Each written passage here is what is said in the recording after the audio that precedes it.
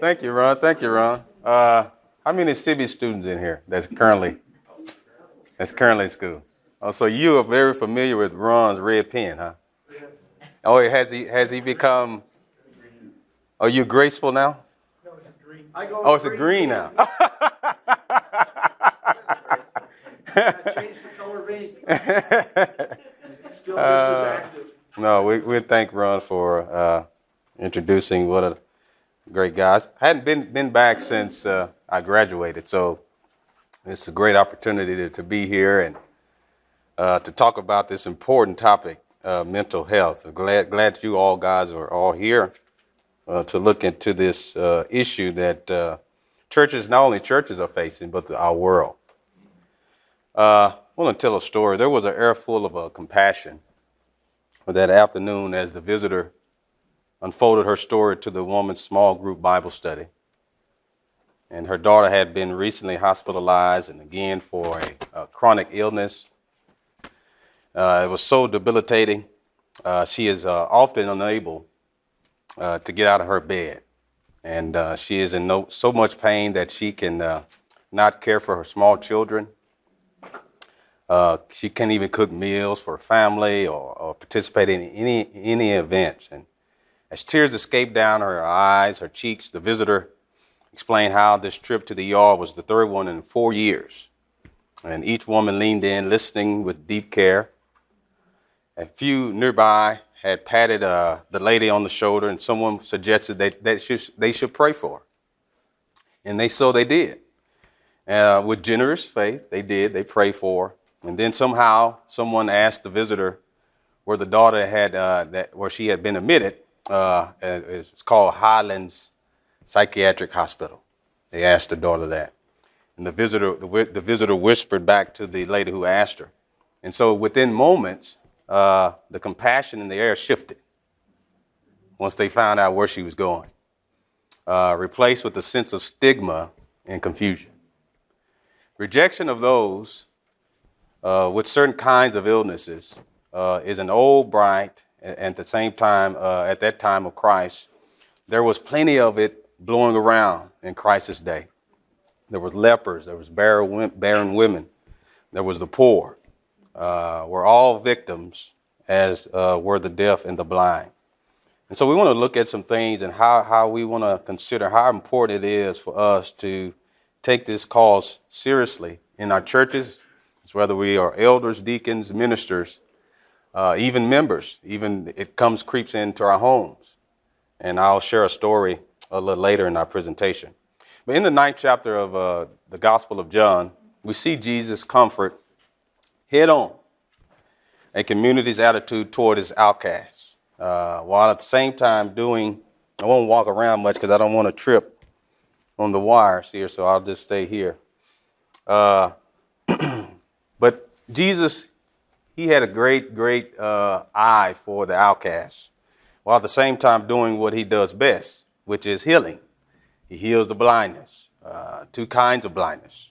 First, and obvious, he gives sight to the blind man, but another important miracle Jesus gives happens as he exposes and begins to heal the blinding darkness of stigma borne by the man's family and neighbors. Y'all remember this story. In Jesus' day, illnesses, y'all are very familiar with this, were often attributed to sin. When they would see people lame or, with certain type of diseases, they would say, oh, what did their parents do? What did he do to deserve this? That's the same thing we do today. So the disciples' question was not, how did this happen? Because they thought they had already figured it out. According to their culture, Jewish culture, if you came out the mother's womb with a certain type of illness or what have you, that is because of their sin. But they were sure the cause was sin, and so they just wanted Jesus to help them ascribe blame to the right party. Their question was, who sinned? Who sinned? Was it this man or his parents? Who was it? Who was it? Tell us now. And so Jesus would not have none of it. He came to them guys. He said, you're asking the wrong question. You're asking the wrong question. He responded. He said, he knew the question arose from wrong assumptions because this is how they were. And they had a lot of assumptions, presumptions based on ignorance and stigma. And I think that's what we have in our churches today. There's a similar area of blindness in our Christian community. Is how we view those dealing with mental illnesses. Like the disciples, our assumptions are often based on ignorance and stigma. And our wrong questions reveal that in that way. But what are some of the questions, productive questions, that would help us clarify the confusion still existing around the issue of mental illness? Let's consider the following. What are mental illnesses? And we'll get into our presentation, but I want to kind of give the background here. Mental illnesses are medical conditions. They are disorders of the brain, like the diabetic who has a malfunctioning pancreas, or the person with an autoimmune immune system that has failed them. Those with mental illnesses have a part of their psycho bodies, according to the scientists, that isn't working as it should. Think of all the functions of our brain, how our brain perform. When some parts of the brain aren't able to do some of the things, or those things rather, then the ways we think, how we feel, and express our emotions, and even our ability to relate to others and perform daily functions can be severely disrupted, like other parts of our bodies. The brain is fearfully and wonderfully made. Incredibly complex, the brain is. Incredibly complex. Depending on which section is malfunctioning and what kind of brain chemicals are behaving badly, mental illness manifests in different ways. So there are a lot of different diagnoses and labels used to describe various mental illnesses, including depression, schizophrenia, bipolar, obsessive compulsive disorder, what they call OCD, post-traumatic stress disorder, PTSD, and others. Like other sicknesses, guys, such as diabetes, there is no cure for many kinds of mental illnesses. They are chronic and they are debilitating. However, like other medical conditions, with the right medical treatments and support from loved ones and community, mental illnesses can be managed and individuals can live meaningful lives. I'm standing in front of you as one. I deal with severe anxiety. Prior to me having school, I think some of the things that contributed to that anxiety, but that's another topic and story. But my anxiety is through the roof. I can have a panic attack out of the blue. I've been prescribed several medicines, but thank God I've learned and I've researched, I've prayed, and God has healed me in that process. But what does mental illness impact? Well, these illnesses impact the young and old, the poor and the affluent, less educated and highly educated, men and women. What am I saying? Everybody. Everybody, guys, touching lives in all nations, touching lives in all races and religions. And so mental illness is also widespread throughout society. In fact, in the United States, just in the United States, it is estimated that 60 million, you thought I was going to say 10, did you? 60 million, Josh, Americans, 1 in 17 are living with a mental illness. 60 million, which is more than twice the number who live with diabetes. There are 25.8 million people with diabetes. So there are more people with mental illness than there is who are diabetes. Another interesting statistic, nearly 5 times the number dealing with cancer. There are 13 million cancer diagnoses in America today. Guess who's number one? Mental illness, 60 million. About 60 times those diagnosed with HIV and AIDS. HIV and AIDS, there's 1.1 million in America. Guess who's still at the top? Mental illness. About every 15 minutes, someone with severe depression takes his or her own life. Every 15 minutes, right now, someone just took their life. With those kinds of numbers, church and my brothers and sisters, it is likely that one in four adults will experience a mental health disorder in a given year. Mental illnesses not only impact lots of people from all aspects of life, the way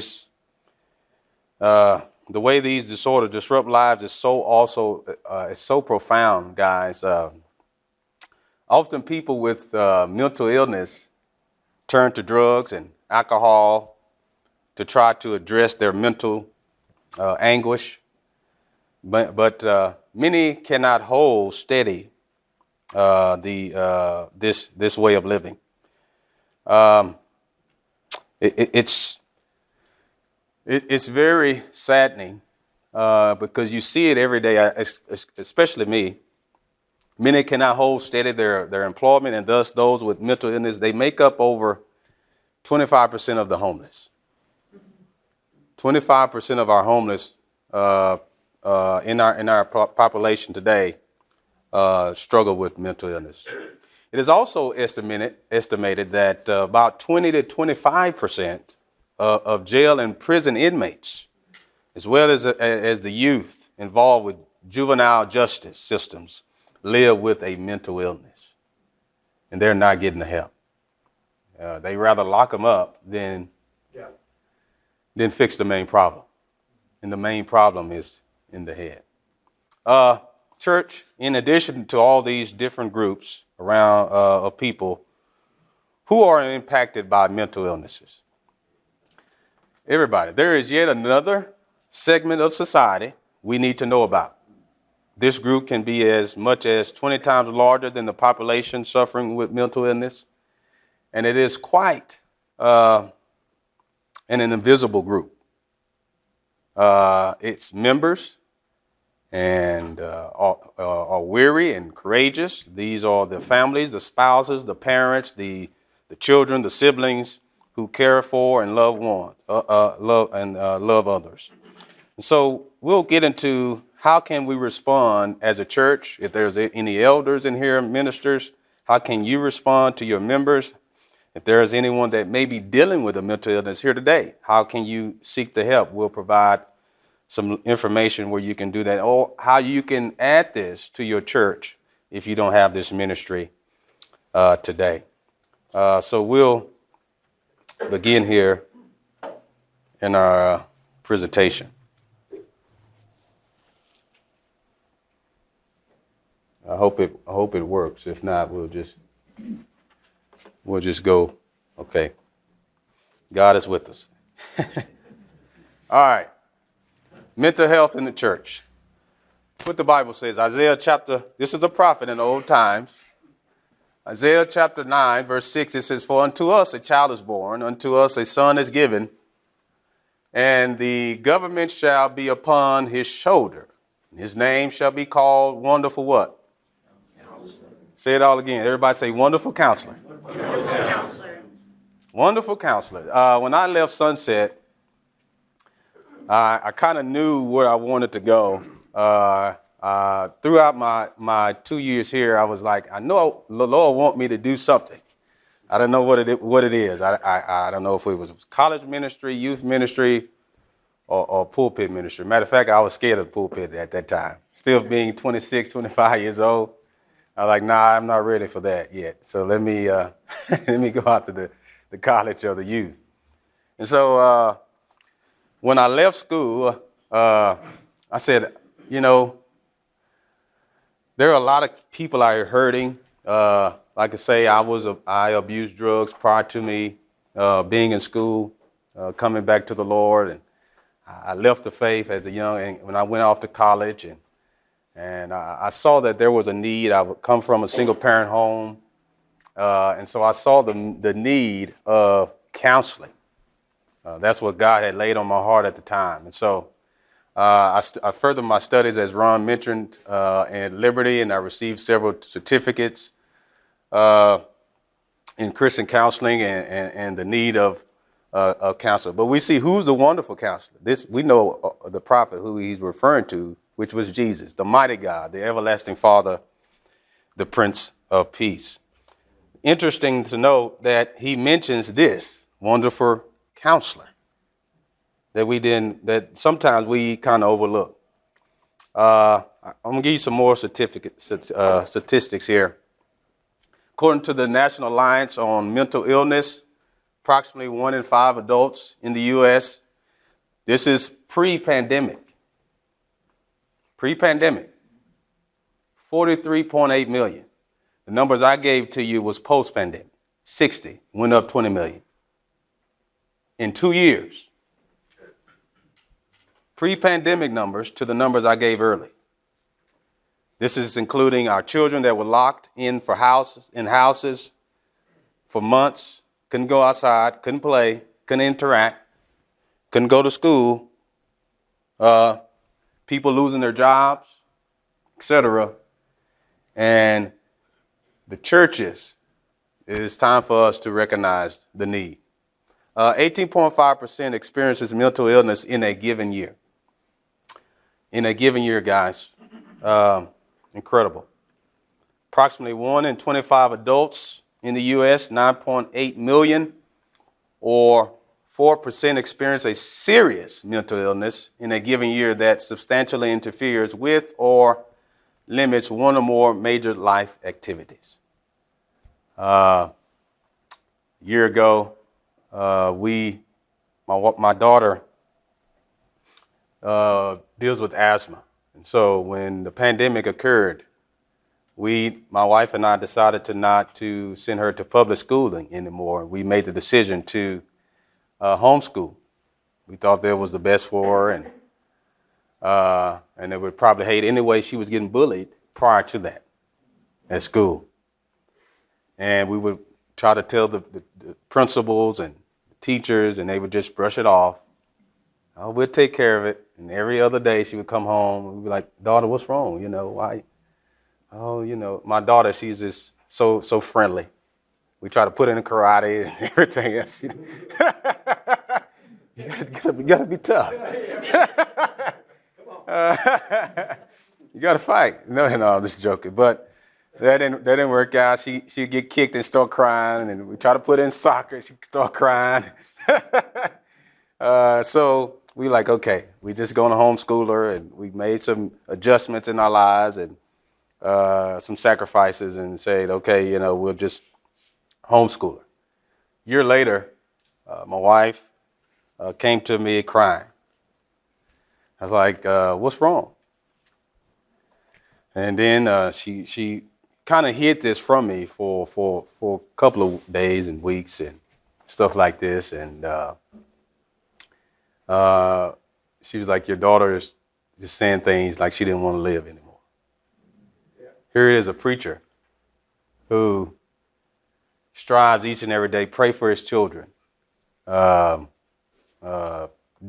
everything he can to protect his children, show them love each and every day, affection, love, and out of the blue, what we're talking about come knocking at my door. Yeah. As my precious little daughter. And she would say things if she didn't want to live anymore. She's sorry that she was born and stuff like that. And, we was like, how? You get everything. You're not abused. What happened? We didn't. And like I say, being a counselor myself, you could counsel someone else, but when it comes to you, you don't know where to go. And so I cried, and it really bothered me, and we prayed, and so we went to seek help, and she was getting individual counseling, and she's doing a lot better now. There were some things that we had to really discuss with her, and she would try to say, "I'm gonna grab a knife." So we tried to hide the knives in the house, stuff like that. We even started making her sleep with us at night. 10-year-old, like, no, you sleep with us every night. And so what we start doing is not condemning her, not looking at her different, and saying, how do you feel today? Though you still have those thoughts, and it's okay to have those thoughts, but recognize that it's normal to feel down. It's normal, and eventually we start seeing God's blessings in it. But guys, it's very vital. It could come knocking at your door, and we really need to be really, really truthful about this issue. 18.1% of adults in the U.S. experience an anxiety disorder, such as post-traumatic stress disorder, obsessive compulsive disorder, and or specific phobias. I hate driving on the highway. The big ramps. I don't go around them. I get down, I get off. I prayed while I was flying here. That's one of my phobias. I don't know where I got it from. I guess I look back because my counselor was like, did anything happen when you was young? I started to recap. If anyone been to the Dallas area, if you've been to the Fair Park there in Dallas, and they have this ship, this ride. This goes back and forth, woof, woof. And I can remember getting on that at 11 years old, and boy, I felt the most, my stomach dropped, and I started crying. I couldn't get down. Everybody was laughing at me. And I think that's what triggered my fear of heights. And so she said, yeah, that's kind of retracing. So she kind of helped me on things of how to drive on highways and et cetera. But yeah, 18.1% of adults in the U.S. experience an anxiety disorder and the likes. Incredible. According to another statistics, findings indicate that 6.9% of adults in the U.S. or 16 million had at least one major depressive episode in the past year. Have anybody experienced that? It's okay. Yeah. The question is, how should Christians, the church, the Christian community, and also our communities deal with mental health issues? Well, here it is. Let's go to the source of all of our help, the wonderful counselor, Jesus, the master teacher, elders, ministers, Bible teachers, parents, those who are dealing with it. Jesus teaches us how to deal with it through his words and instructions, through his life and his actions. If you have your Bible, well, you can just follow along the screen. We can talk about it right here. Matthew chapter 4, verse 23 through 24. It says, and Jesus went about all Galilee, teaching in their synagogues, preaching the gospel of the kingdom, and healing all manner. All, that's important. Not just some. He healed all manner of sickness and all manner of diseases among the people.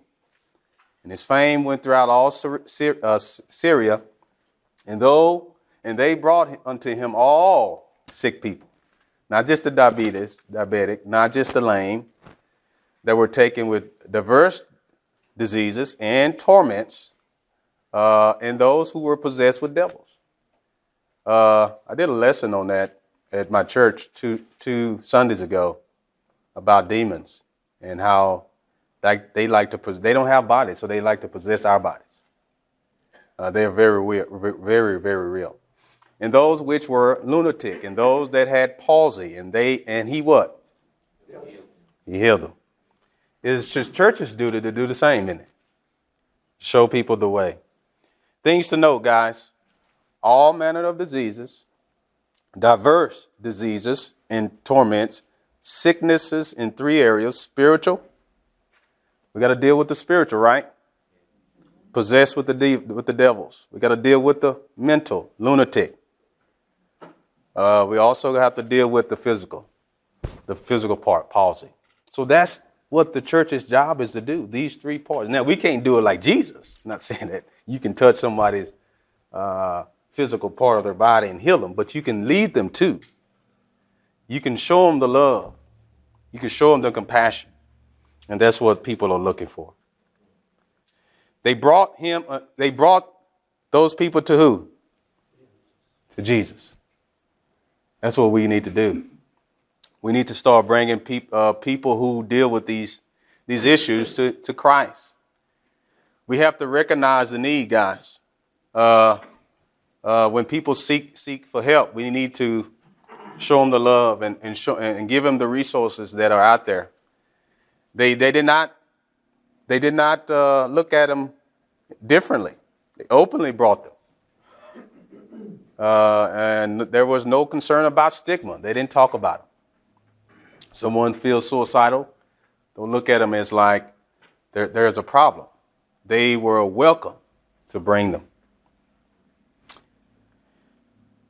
Jesus' medical clinic was open to all, and as far as we can see, no one was turned away, according to that scripture, regardless of their condition or illness.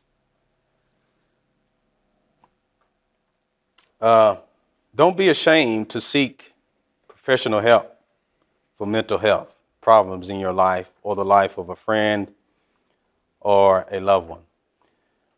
Many times, and this is what I've done some research on, many times the churches have looked at mental illness as someone that was not a Christian or didn't allow God to really get a part of their lives.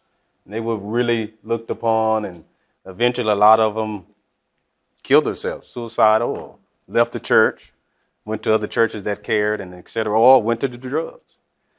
And I think it's time for us to recognize that we need to add this ministry to our churches because it's vital, it's needed.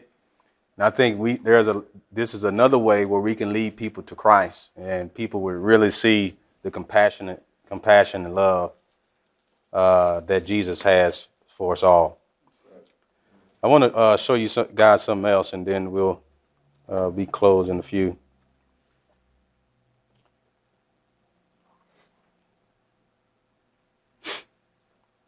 And we'll come back to the resources. You can write them down.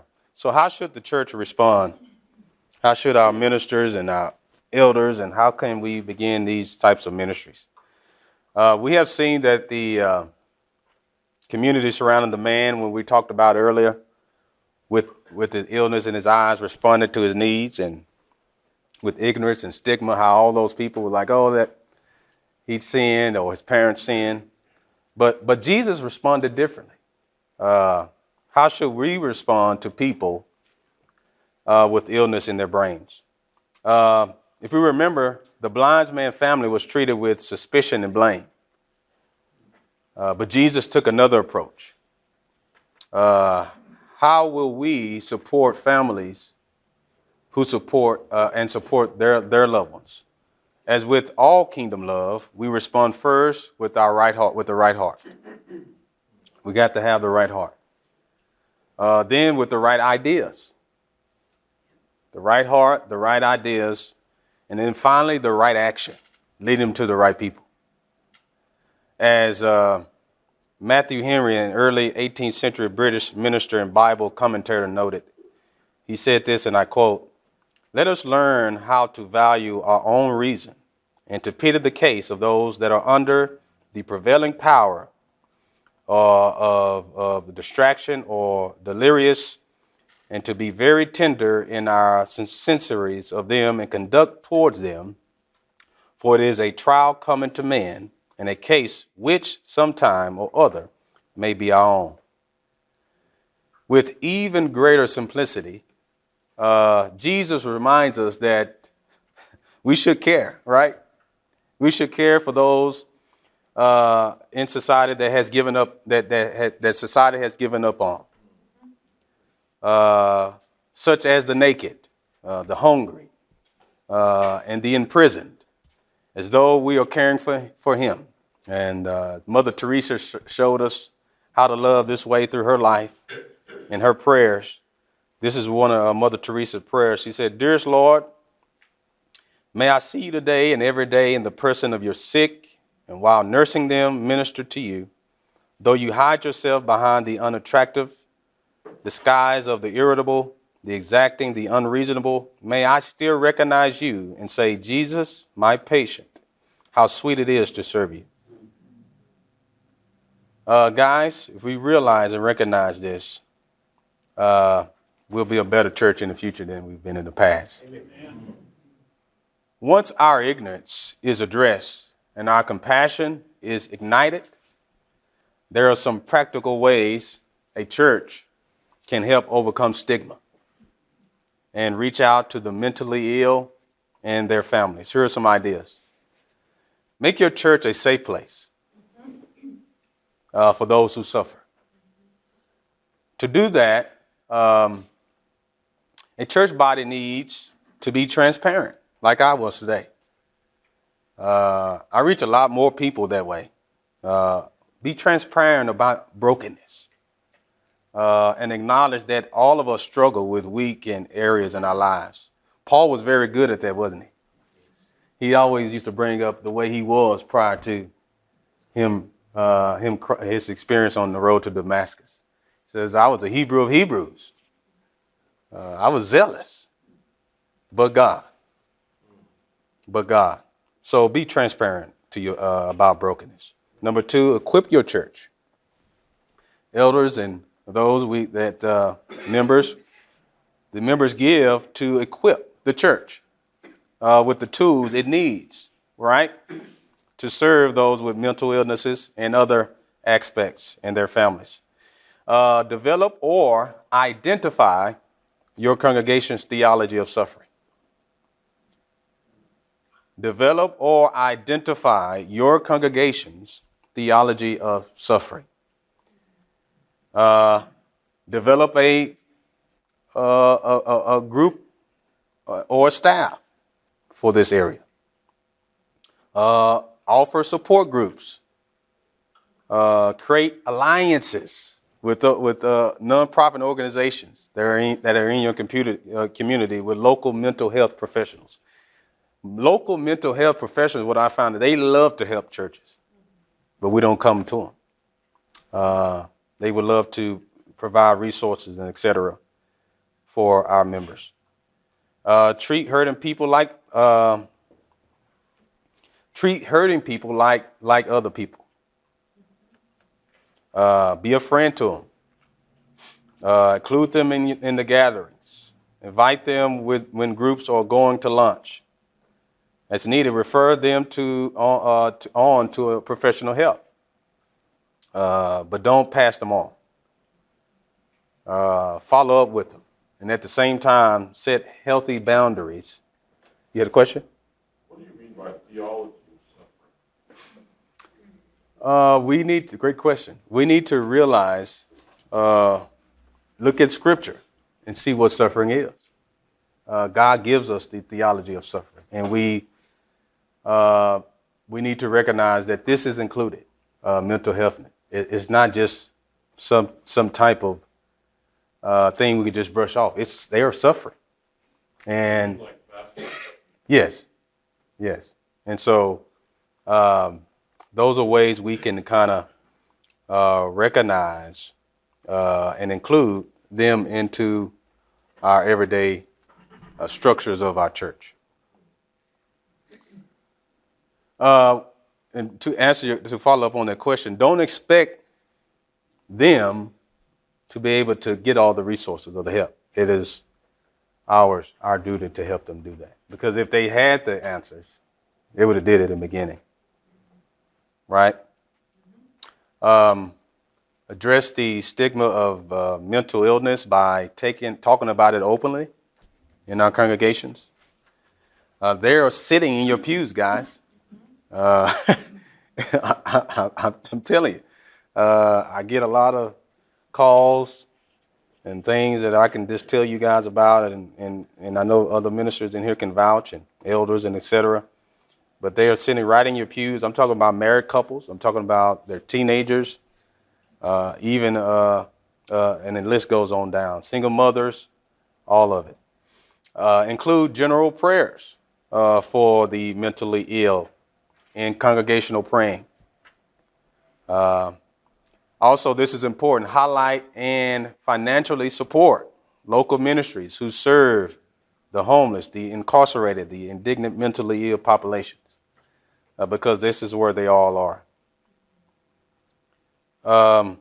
The last one is treat those with mental illness and their families as you would any who have chronic pain in their lives. You know, we can call Sister Betty up and say, "Oh, how did that surgery go?" We can call brother so and so, but we won't call the person with the mental illness and follow up with them. And so, treat them the same. Treat them as those who we treat like in our churches with chronic pain in their lives or are lifelong caregivers. Pray for and with them. Give them space to talk about it, right? As I did when I was talking about my daughter. Give them space to talk about it, what is going on in their lives, why they feel that way, etc. Attend to practical needs such as transportation to medical appointments. If your church has a bus ministry, assist in that. When appropriate, with extraordinary expenses. That's great. And so in the story of the blind man, we're almost done here. What if the community had not been so concerned with assigning blame, but instead had been consumed in the ministering love? What if their question instead was of whose sin was how can we help? Perhaps instead of investigating the healing, they would have been participating in it, right? Participating in it, not investigate. Oh, what's happening in your home? We want to ask all these questions. Let's participate, guys, in it. All right. Let me give you some resources here, some links you can write down so your churches can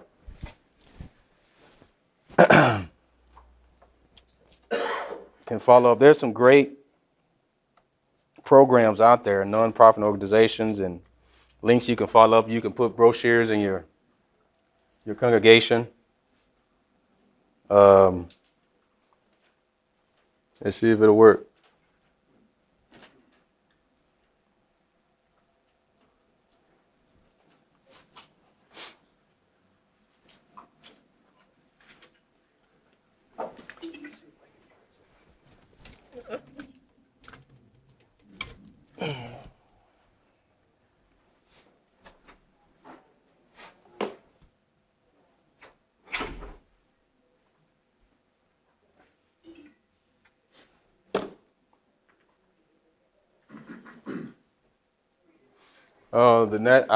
I was mentioning them in our presentation.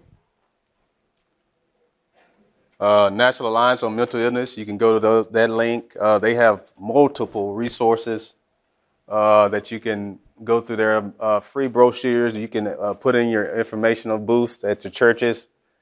You can also join these alliances for free and be an alliance or supporter to these particular alliances. Mental Health Care Grace Alliance, another great one that I use. Also, they got brochures. You can pay for them. You can put them in your informational table in your foyer area. That's called FaithNet brochure. This brochure basically it provides more information and resources. Another nonprofit organization is called Pathways to Promise. Pathways is a technical assistance and resource center for those interested in mental health ministry. They provide the training. If you want to get in this type of area for your church, you want to help with this in your church. You feel the need or the love or the compassion for this this particular ministry. And so they'll provide you the training, videos and et cetera. And they'll provide the resources for faith groups who want to become more supportive and caring communities for people with mental illnesses and their families. And then mental health ministries. Mental health ministry started with the vision of producing high quality resources to reduce the stigma of mental illness in our faith communities.